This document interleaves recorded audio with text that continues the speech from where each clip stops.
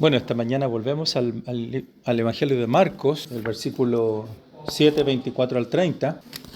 Versículo 24, vamos a leer en adelante. Esta es la palabra de Dios. Levantándose de allí, se fue a la región de Tiro y de Sidón, y entrando en una casa, no quiso que nadie lo supiese. Pero no pudo esconderse, porque una mujer cuya hija tenía un espíritu inmundo, luego que oyó de él, vino y se postró a sus pies. La mujer era griega y sirofenicia de nación, y le rogaba que echase fuera de su hija al demonio. Pero Jesús le dijo: deja primero que se sacien los hijos, porque no está bien tomar el pan de los hijos y echarlo a los perrillos. Respondió ella y le dijo: sí, Señor, pero aún los perrillos debajo de la mesa comen de las migajas de los hijos. Entonces le dijo: por esta palabra, ve, el demonio ha salido de tu hija. Y cuando llegó ella a su casa, halló que el demonio había salido a la hija y la hija acostada en la cama. Oremos. Oh Señor, gracias una vez más por tu palabra. Gracias por tu Espíritu Santo. Oh Señor, pedimos que el Espíritu Santo en esta mañana venga a nuestras vidas para hablarnos, para enseñarnos, para que esta verdad que hemos leído pueda aplicarse a nuestros corazones. Nos enseñe, que la fe de esta mujer pueda hablarnos y que tú nos puedas animar para que podamos ser valientes, atrevidos, y pedimos todo esto en el nombre de Jesús. Amén y amén. Bueno, han pasado algunas semanas desde que estuvimos en Marcos, pero esta mañana volvemos y continuamos a hablar sobre el Evangelio. Este hermoso evangelio en donde Jesús y los discípulos ahora salen y han tenido un intercambio con los fariseos y con los escribas, con quienes habían discutido, qué sé yo, y ahora entran en un territorio gentil. Y la razón de eso es que necesitan tranquilidad. Y Jesús se da cuenta de que el tiempo de la cruz se acerca y busca impartir una enseñanza importante a los discípulos. Pero hasta ahora el descanso y el espacio que deseaban se ha visto interrumpido. En el capítulo 6, 30 al 34, ahí en el desierto, le están buscando allí porque no han tenido tiempo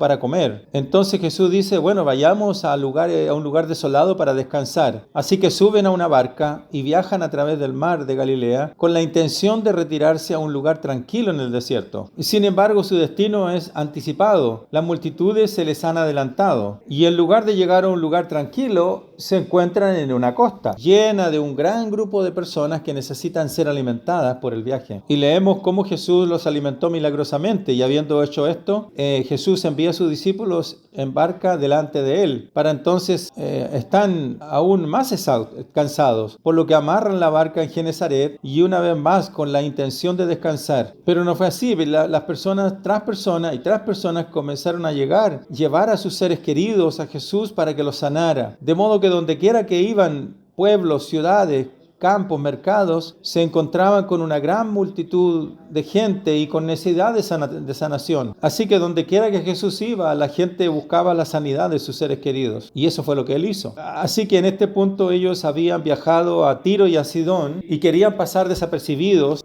Habían encontrado un Airbnb, por así decirlo, y querían mantenerlo en secreto. Y este es el territorio donde Jesús pretendía explicar a los 12 las lecciones de la cruz. Así que estaban en la casa en esta casa, y Marcos incluye esta impactante declaración. Y el verso 25, creo. Y él dice que él no podía esconderse, no podía ocultarse. Podríamos predicar un par de sermones solo sobre esto. La gente desesperada hace todo lo posible por encontrar alivio. Y Jesús no iba a esconderse en un armario. Y Jesús evita eso. Ojalá pudiéramos detenernos en esta sola afirmación: no pudo ocultarse. Y la mujer gentil, que no era judía, encuentra a Jesús de forma más personal. Una madre cuya hija está poseída por un demonio, y solo podemos imaginarnos cómo debió ser. Había pasado muchos días intentando averiguar cómo sanarla. Su vida giraba en torno a minimizar la hostilidad, apagar los incendios. Leemos en los evangelios sobre un niño que también estaba poseído, y se nos dice que una de las maneras en que el demonio se manifestó fue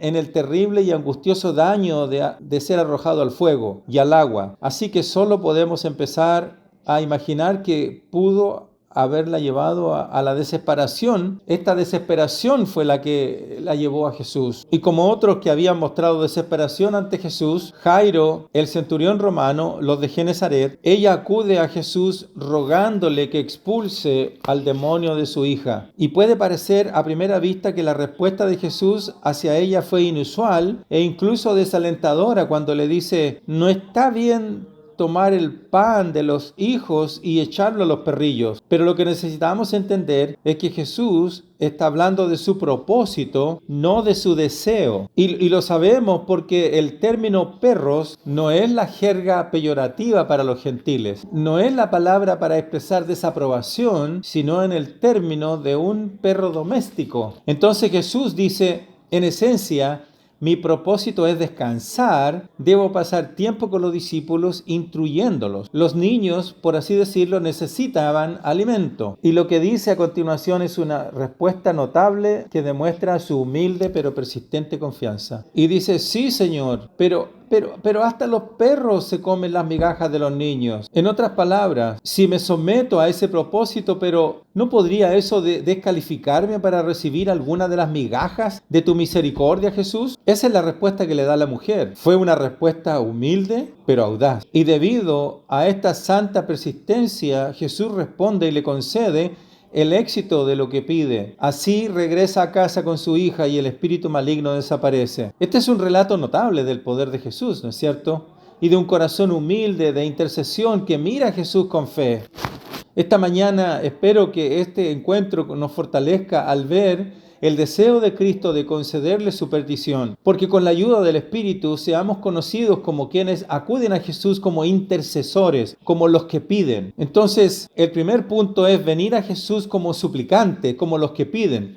Puede ser útil explicar primero qué significa intercesión. La intercesión es un acto de orar por los demás, es suplicar y buscar la intervención de Dios en la vida de los demás. ¿Por qué? Porque en el reino de Dios hay guerras que ganar, fortalezas que desmantelar, pecados que aniquilar, deseos carnales que combatir, todo lo cual conduce a la muerte y a la muerte, a la muerte y a la muerte. Hay quienes no pueden ayudarse a sí mismos e incluso a quienes el Espíritu habita. No somos tan fuertes como para no necesitar las oraciones de otros. ¿Quién de nosotros ha experimentado la experiencia o ha tenido la experiencia de reflexionar sobre su vida y por la gracia que ahora se nos ha dado ver que actuamos con ignorancia? El apóstol Pablo dijo sobre su propia hostilidad. Aunque responsable no lo comprendíamos del todo, había cierta ceguera. Sin embargo, qué bendecidos fuimos y somos de tener personas que intercedieron por nosotros para que Dios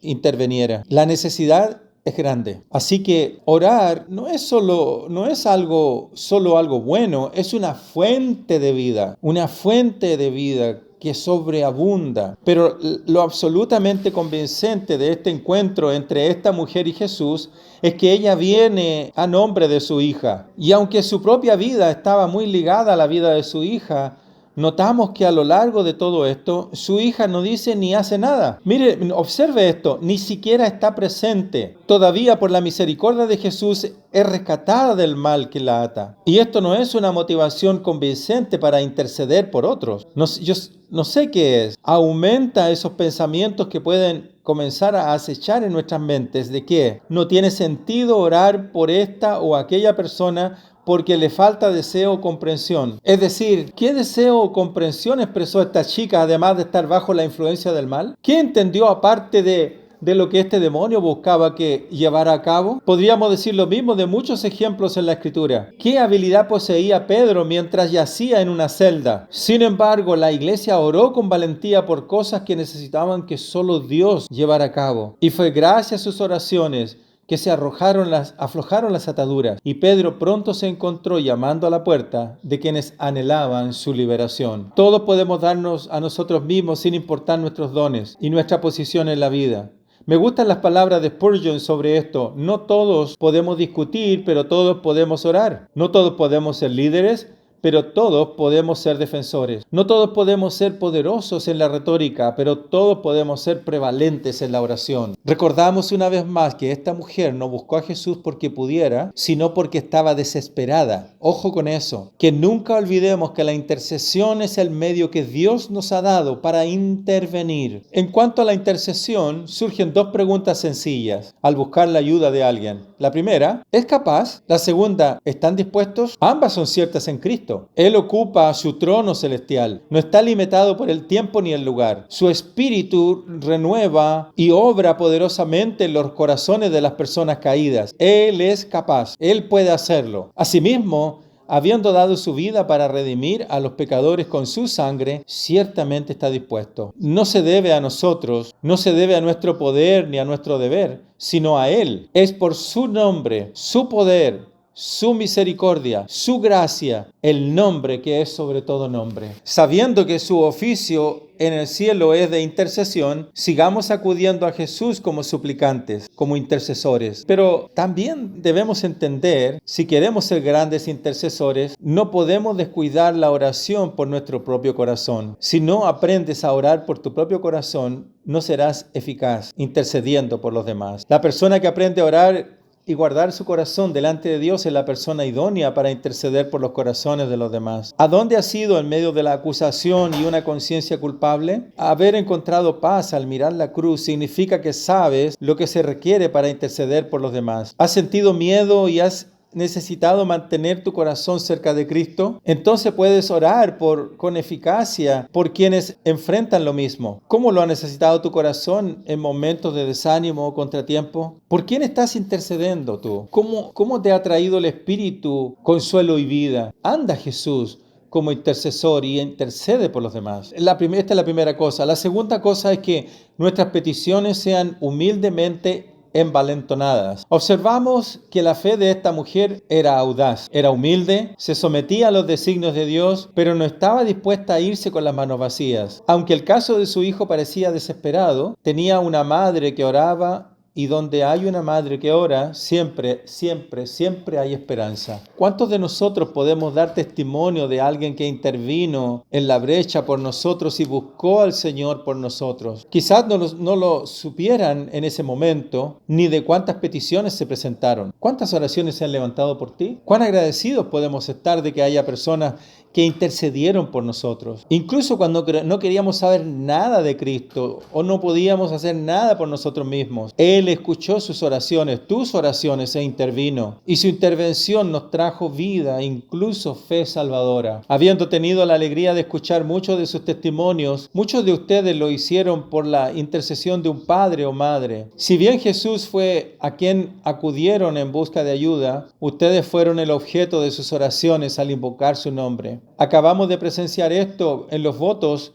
que escuchamos esta mañana. Padres que se comprometen a orar con y por sus hijos. En la infancia, la juventud y la adultez, vemos de nuevo el poder de una madre que ora. Pero no solo una madre que ora, sino también un padre o un amigo que ora. El pastor del siglo XIX, George Mueller, quien estableció el cuidado de numerosos huérfanos en Inglaterra, conocido por su fe audaz y su ferviente oración, se le preguntó hacia el final de su vida sobre qué base creía firmemente que sus oraciones serían respondidas, sobre qué base. Y la respuesta de él fue la siguiente: hay 5 condiciones que siempre me esfuerzo por cumplir y tengo la seguridad de una respuesta a mi oración. Primero, no tengo la menor duda porque estoy seguro de que la voluntad del Señor es salvar, porque Él quiere que todos los hombres sean salvos y vengan al conocimiento de la verdad. Y tenemos la seguridad de que si pedimos alguna cosa conforme a su voluntad, Él nos oye. Segundo, nunca he pedido su salvación a mi propio nombre, sino en el bendito nombre de mi precioso Señor Jesús y únicamente por sus méritos. Tercero, siempre creí firmemente que la voluntad de Dios de escuchar mis oraciones. En este momento el pastor se quebranta, el pastor que está predicando, Josh.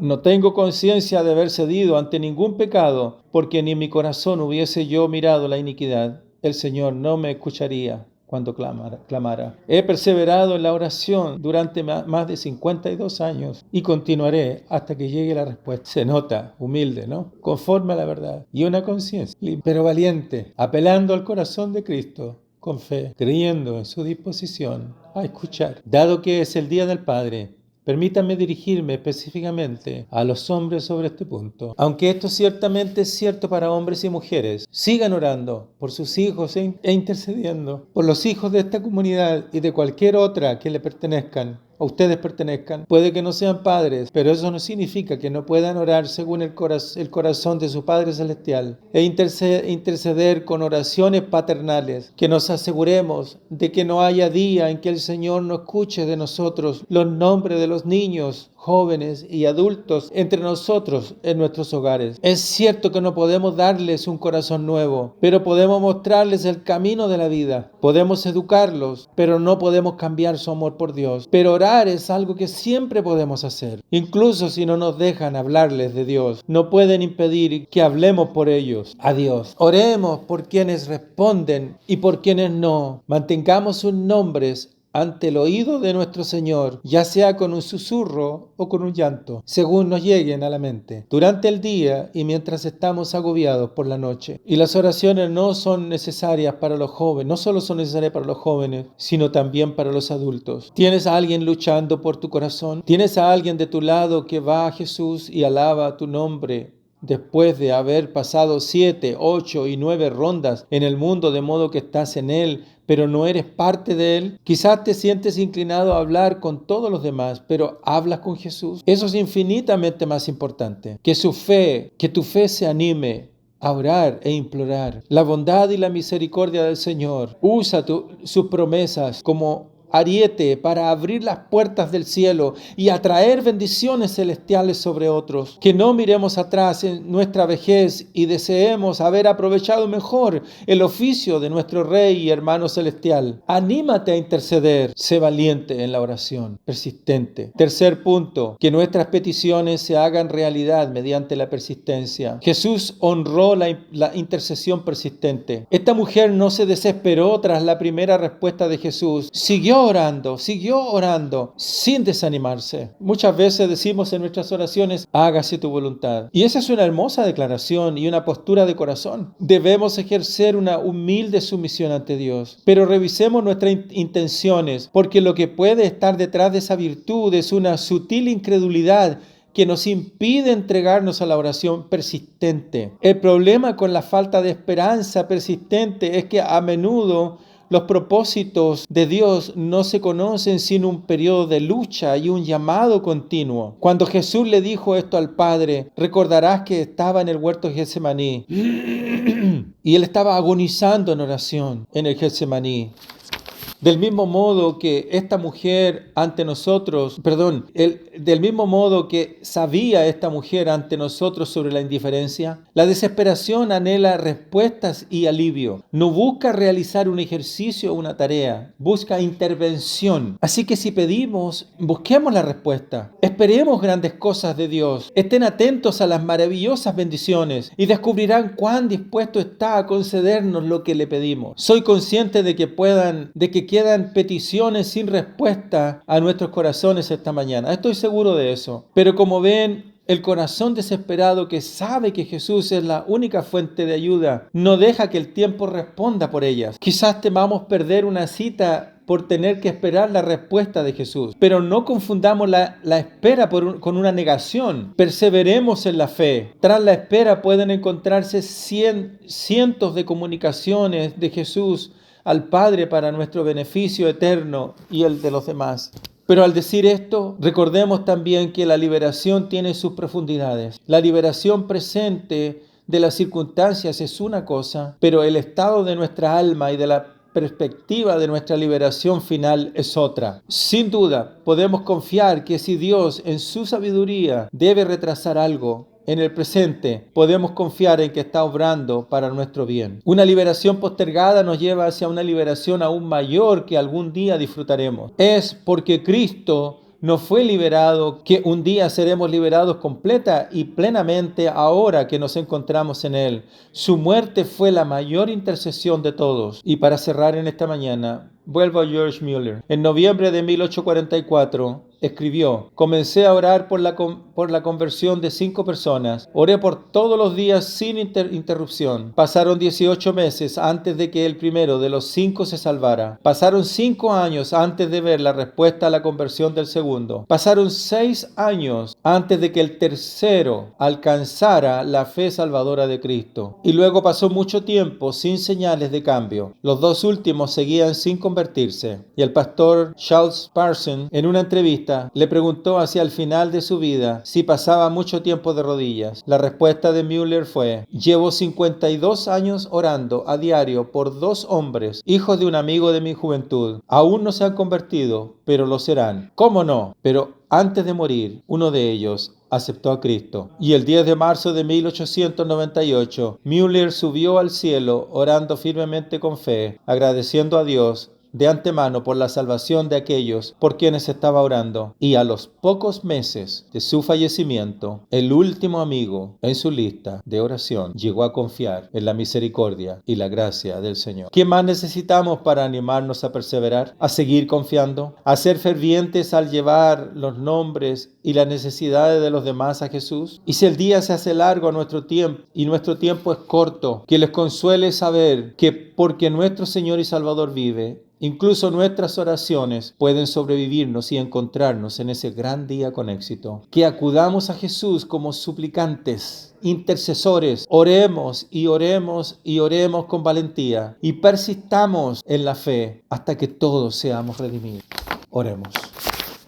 Oh Señor, venimos en esta mañana delante de ti como intercesores, agradecidos por tu fidelidad, agradecidos por tu Espíritu Santo que continúa trabajando en nosotros, aún en los tiempos cuando perdemos la esperanza, aún cuando estamos desanimados, aún cuando parece que todo está perdido, aún cuando parece que la oración que hacemos no vemos la respuesta. Ayúdanos a ser perseverantes, a ser fieles, a no desmayar. Señor, ayúdanos a continuar recibiendo tu misericordia. Gracias por dárnosla día a día. Te alabamos por eso, Dios. Señor, tenemos esa confianza de que tú eres fiel con nosotros. Y dependemos de eso, dependemos de tu gracia, dependemos de tu poder, dependemos de lo que tú has hecho en la cruz por nosotros. Por tu sacrificio, por tu obra, por ese oficio de sacerdote, profeta y rey en nuestras vidas. En el nombre de Jesús oramos. Amén y amén.